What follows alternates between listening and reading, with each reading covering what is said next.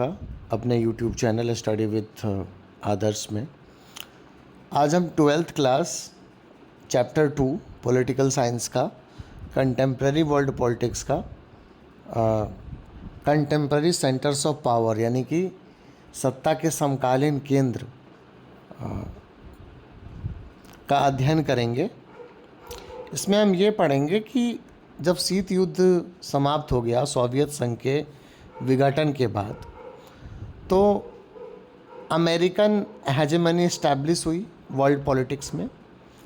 जैसा हम सभी जानते हैं कि शीत युद्ध के दौरान ड्यूरिंग द कोल्ड वॉर जो इंटरनेशनल पॉलिटिक्स है उसका स्ट्रक्चर बायपोलर था, अर्थात दो सुपर पावर एग्जिस्ट करती थी और दोनों के बीच tension and cold war confrontation चल रहा था। जब सोवियत संघ का विघटन हो गया 1991 में 25 दिसंबर को, तो एक सुपर पावर डिक्लाइन कर गया और दूसरे सुपर पावर की हेजेमनी इस्टेब्लिश हो गई। तो इस चैप्टर में हम यह जानने और समझने का प्रयास करेंगे कि सत्ता के ऐसे कौन से वैकल्पिक केंद्र हैं या समकालीन केंद्र हैं जो अमेरिका के बढ़ते हुए प्रभाव को चुनौती दे सकते हैं। कुछ पॉलिटिशियन या जो वर्ल्ड लीडर्स हैं वो समय समय पर बयान देते रहते हैं कि वर्ल्ड यूनिपोलर है, बायपोलर है, बट ये उनकी अपनी मान्यता है। बट पॉलिटिकल साइंटिस्ट के दृष्टि से अगर देखें हम तो कुछ दो समूह हैं। एक समूह रियलिस्ट स्कॉलर्स का है, यथार्थवादियों का है, जो यह मानते हैं कि अमेरिका की हेजेमनी अभी भी है इंटरनेशनल एरिना में और कोई ऐसा पैरेलल पावर नहीं है जो उसकी हेजेमनी को चैलेंज कर सके। बट जो दूसरा समूह है पॉलिटिकल साइंटिस्ट्स का, उनका मानना है कि वर्ल्ड जो है वो मल्टीपोलर हो गया है। मल्टीपोलर अर्थात सत्ता के एक दो नहीं बल्कि कई केंद्र हैं। मतलब सुपर पावर की कैटेगरी में कई सेंटर्स आते हैं पावर के। यूरोपियन यूनियन है, आसियान है, चाइना है, रसिया है। तो हम इन्हीं सब के बारे में इस चैप्टर में पढ़ेंगे। तो स्टार्ट करते हैं। जैसा कि आप देख सकते हैं कि after the end of bipolar structure of world politics in the early 1990s 1990 में वैश्विक व्यवस्था जो कि दो ध्रुवीय थी उसमें परिवर्तन देखने को मिला। It became clear that new centres of political and economic power could limit American dominance. यह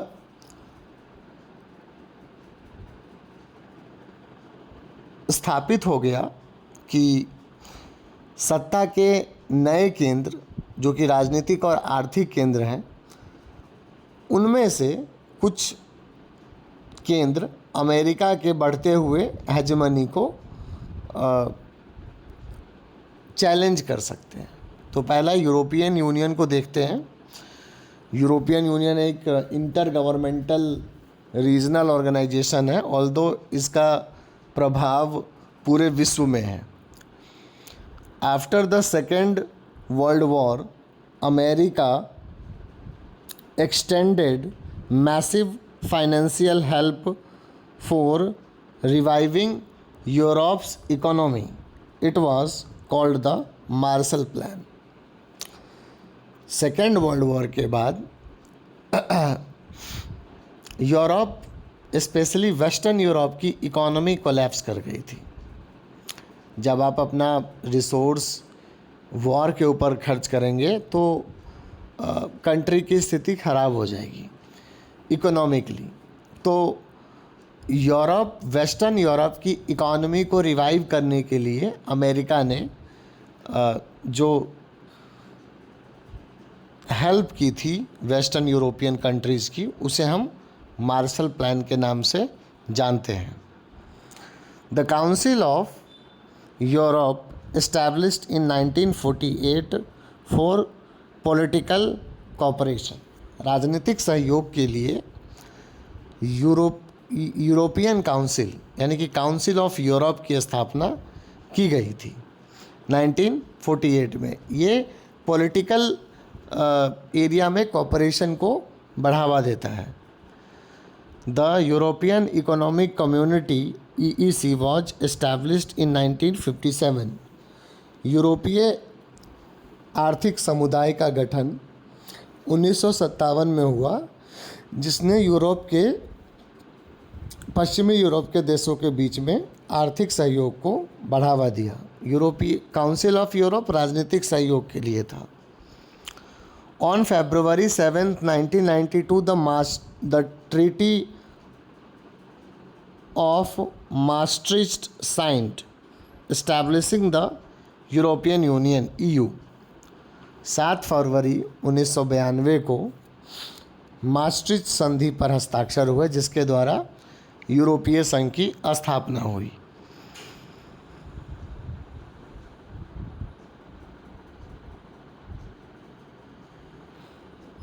presently the members of European states is 27। वर्तमान में यूरोपीय संघ में 27 सदस्य देश हैं।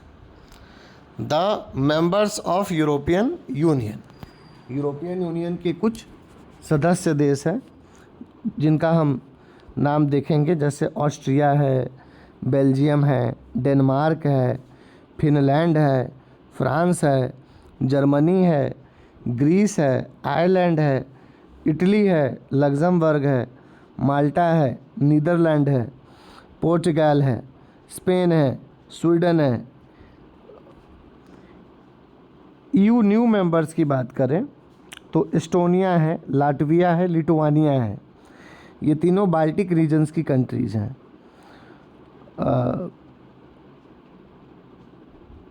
पोलैंड है, चेक रिपब्लिक है, रोमानिया है, स्लोवाकिया है, हंगरी है, क्रोएशिया है, स्लोवेनिया है एंड बल्गेरिया है, और साइप्रस इसका सबसे नया सदस्य है, न्यू मेंबर है। नोट: United Kingdom which had been a founding members of EU left the organisation in 2020। Britain, जो कि यूरोपीय संघ के संस्थापक देशों में से एक था, वहाँ पर एक जनमत संग्रह कराया गया 2016 में, जिसमें जनता ने, जो ब्रिटेन के लोग हैं, उन्होंने यह निर्णय लिया कि ब्रिटेन को यूरोपीय संघ से अलग हो जाना चाहिए। उसके बहुत सारे रीजंस हैं, यहाँ हम उसका डिस्कशन नहीं करेंगे क्योंकि वो हमारे लिए आवश्यक नहीं है। बट मेन रीजंस ये है कि EU की इकॉनमी में बहुत कंट्रीब्यूट करता था ब्रिटेन, बट उसका जो आउटकम है वो उसको कम मिलता था, इसीलिए उसने यूनियन को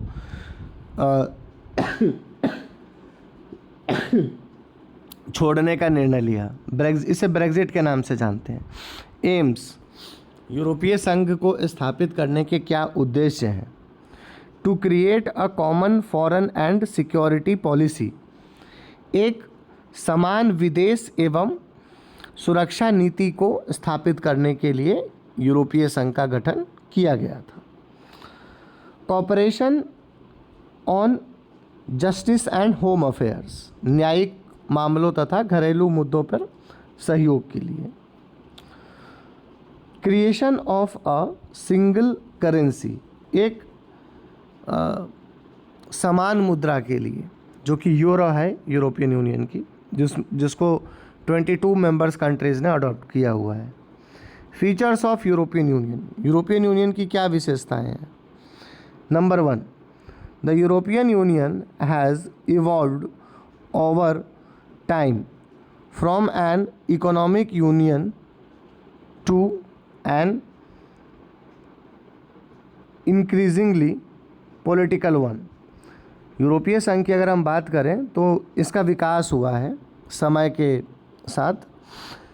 शुरुआती दिनों में यह एक आर्थिक संघ था जो कि बदलती हुई परिस्थितियों में एक राजनीतिक संघ के रूप में स्वयं को स्थापित करता जा रहा है। It has started to act more as a nation state. European states ने, यूरोपियन मेंबर कंट्रीज़ ने, यूरोपियन यूनियन के सदस्य देशों ने और यूरोपीय यूनियन ने स्वयं को एक राष्ट्र राज्य की तरह देखना शुरू कर दिया है और एक्ट करना, यानी कि एक राष्ट्र राज्य की तरह यूरोपीय यूनियन बिहेव करता है इंटरनेशनल पॉलिटिक्स में। It has its own flag, इसका अपना एक झंडा है, एंथम है, राष्ट्रगान है। फाउंडर डे, जिस दिन को यूरोपीय संघ एस्टैब्लिश हुआ उसको फाउंडिंग डे के रूप में मनाया जाता है और इनकी एक कॉमन करेंसी है, right. Number 4, it also has some form of a common foreign and security policy. It's dealing with other Nations.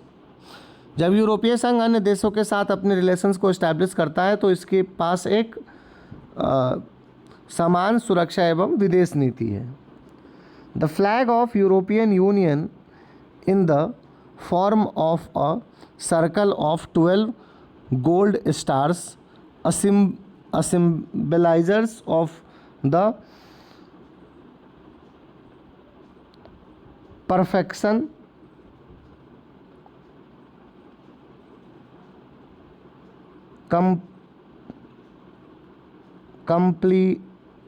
completeness and unity। European union का जो झंडा है 12 सितारों वाला, गोल्ड के सितारों जैसा, उसमें सिंबलाइज करता है किसको? सिंबलाइज करता है परफेक्शन को, सिंबलाइज करता है कंप्लीटिज को, सिंबलाइज करता है यूनिटी को यूरोपीय संघ के सदस्य देशों के बीच। While the attempts to have a constitution for the European Union have failed। यूरोपीय संघ ने अपना एक संविधान बनाने का भी प्रयास किया था जिसमें उसे सफलता नहीं मिली थी।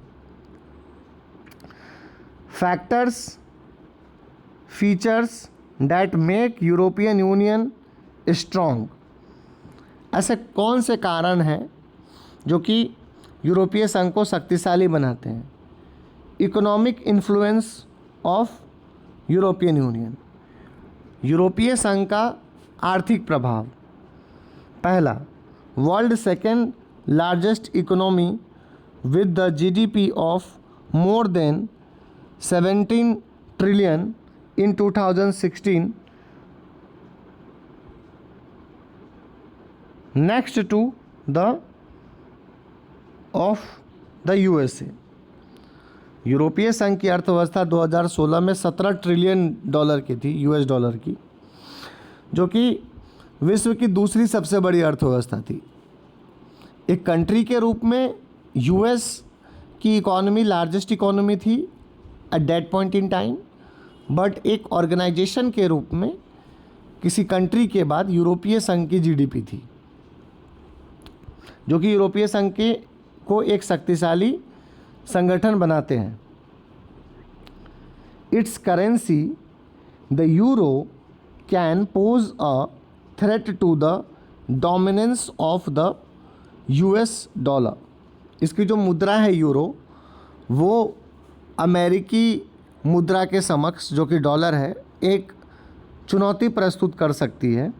और यूरोपीय संघ की जो मुद्रा है वो ऐसा भी हो सकता है कि डॉलर को रिप्लेस कर सके आने वाले समय में। ये दूसरा तथ्य है जो यूरोपीय संघ को एक पावरफुल इंटर गवर्नमेंटल ऑर्गेनाइजेशन के रूप में इस्टेब्लिश करता है। Its share of world trade is much larger than of USA. विश्व व्यापार में इसका जो शेयर है, सहयोग है, इसका जो हिस्सा है वो अमेरिका से भी अधिक है, जो कि इसे एक शक्तिशाली अंतः सरकारी क्षेत्रीय संस्था बनाता है। The EU has became more assertive in trade disputes with the USA and China।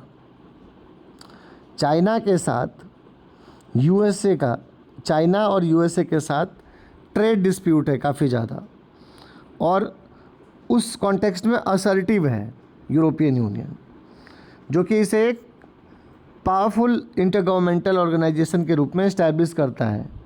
It's economic power gives it full influence over its closest neighbour as well as in Asia and Africa. जो उसकी आर्थिक शक्ति है वो Europe में तो यूरोपीय संघ को शक्तिशाली बनाता ही है, बल्कि एशिया और अफ्रीका में भी इसको एक शक्तिशाली संगठन के रूप में स्थापित करता है। It also functions as an important bloc in international economic organisations such as the world trade organisation WTO and IMF और विश्व बैंक में जो यूरोपीय संघ है वो एक इम्पोर्टेंट महत्वपूर्ण ब्लॉक के रूप में कार्य करता है, यानी कि जो उनका डिसीजन मेकिंग प्रोसेस है IMF और वर्ल्ड बैंक का, उसको प्रभावित करता है। Political influence of European Union, यूरोपीय संघ का राजनीतिक प्रभाव। France, the member of the European union, hold permanent seat on the United Nation Security council. United Nation Security council के विषय में हम सभी जानते हैं, इसका हम डिटेल से स्टडी करेंगे इंटरनेशनल ऑर्गेनाइजेशन वाले चैप्टर में। बट यहाँ हम ये डिस्कस करना चाहेंगे कि जो यूनाइटेड नेशन का सिक्योरिटी काउंसिल है, यह एक ऐसी एजेंसी है जिसमें 15 मेंबर्स हैं, 5 परमानेंट मेंबर्स हैं, Russia, USA, Britain, France and China. इनके पास वीटो पावर है। वीटो पावर एक नेगेटिव पावर है जो कि किसी भी डिसीजन को लेने में भी समर्थ बनाते हैं UNSC को, और किसी भी डिसीजन को ना लेने में भी समर्थ बनाते हैं। तो उसमें चूँकि यूरोपीय यूनियन का एक सदस्य फ्रांस सदस्य है, तो वहाँ पर यूरोपीय यूनियन की उपस्थिति को दर्शाता है, तो ये इसके राजनीतिक प्रभाव की ओर इशारा करता है। The European union includes several non permanent members of the UNSC। यूरोपीय संघ में संयुक्त राष्ट्र संघ के सुरक्षा परिषद में कुछ अस्थायी सदस्य होते हैं, वे सदस्य भी यूरोपीय संघ के सदस्य हैं, जो यह दर्शाता है कि यूरोपीय संघ का प्रतिनिधित्व अच्छे से होता है यूनाइटेड नेशन सिक्योरिटी काउंसिल में। Military influence of the European Union, यूरोपीय संघ का सैनिक प्रभाव। The European Union armed forces are the second largest in the world. यूरोपीय संघ की जो सेना है वो विश्व की दूसरी सबसे बड़ी सेना है, जो यूरोपीय संघ को एक मिलिट्री पावर के रूप में इस्टेब्लिश करता है इंटरनेशनल पॉलिटिक्स में। Its total spending on defence as second after the USA। Military पर, डिफेंस पर एक्सपेंड करने के मामलों में खर्चे के मामले में अमेरिका के बाद दूसरे नंबर पे आता है यूरोपीय संघ, जिसे एक मिलिट्री पावर के रूप में एस्टैब्लिश करता है। One European Union member state France also have nuclear arsenals. यूरोपीय संघ का जो एक सदस्य देश है फ्रांस, उसके पास परमाणु हथियार भी है, जो डिफेंस के दृष्टि से यूरोपीय संघ को एक कंटेम्प्रेरी सेंटर्स ऑफ पावर के रूप में एस्टैब्लिश करता है। It is also the world's second most important source of space and communication technology. Space और कम्युनिकेशन टेक्नोलॉजी के माध्यम से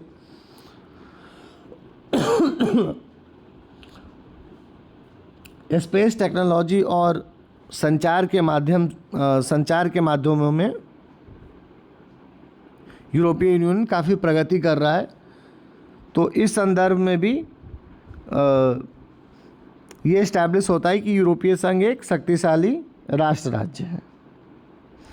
अब हम some facts that limits the ability of the European Union, कुछ ऐसे तथ्यों के बारे में चर्चा करेंगे जो यूरोपीय संघ को की सीमाएं दर्शाती हैं।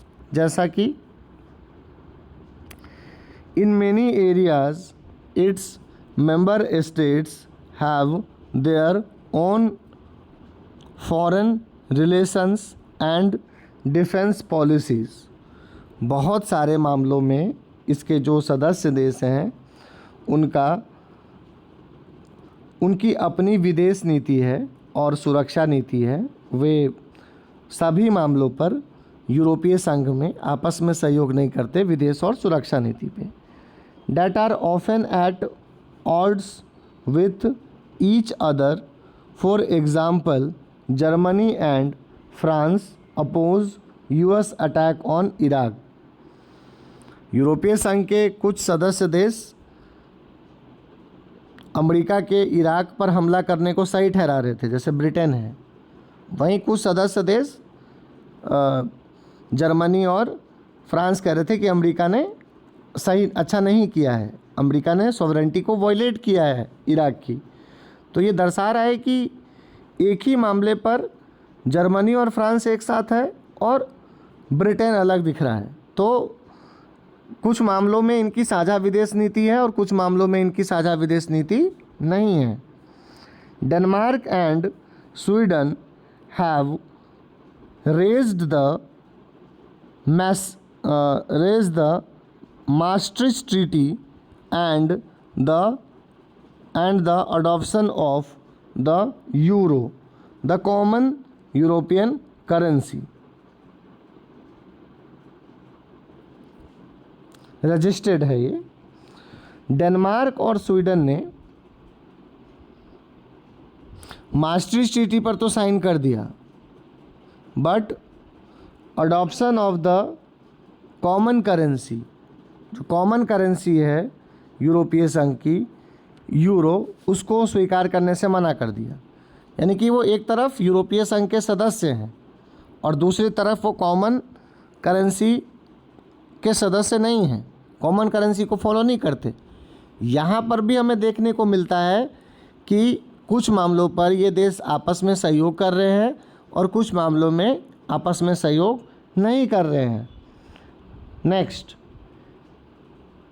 Britain's former prime minister Margaret Thatcher kept the UK out of European market.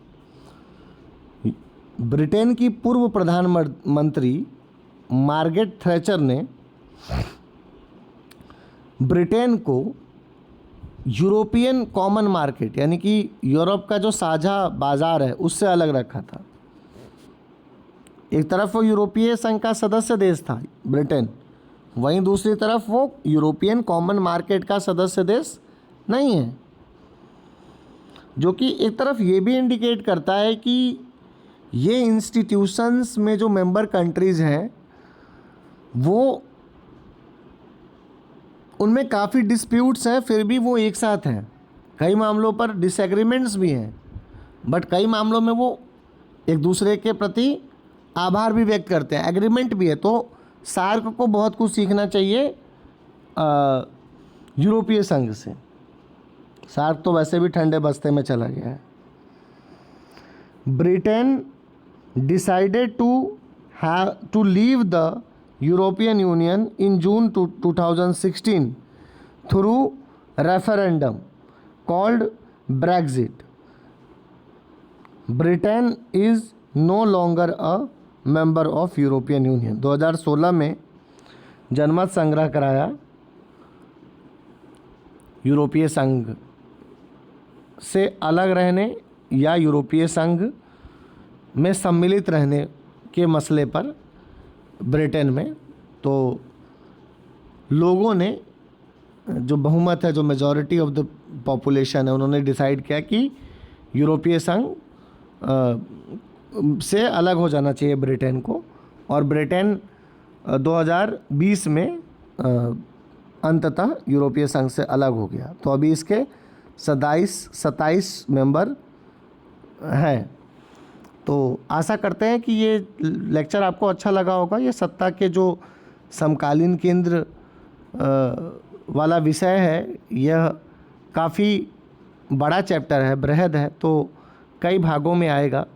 अभी हमने फ़िलहाल यूरोपीय संघ को समझा है, जानने की कोशिश की है और एक कंटेम्प्रेरी सेंटर्स ऑफ पावर के रूप में इस्टेब्लिश किया है। तो अगर आपको हमारा ये इनिशिएटिव अच्छा लगता है तो हमारे यूट्यूब चैनल को लाइक करें, शेयर करें, सब्सक्राइब कर लें, ताकि कोई भी नया वीडियो अपलोड होता है तो इसकी जानकारी आपको मिल सके। धन्यवाद।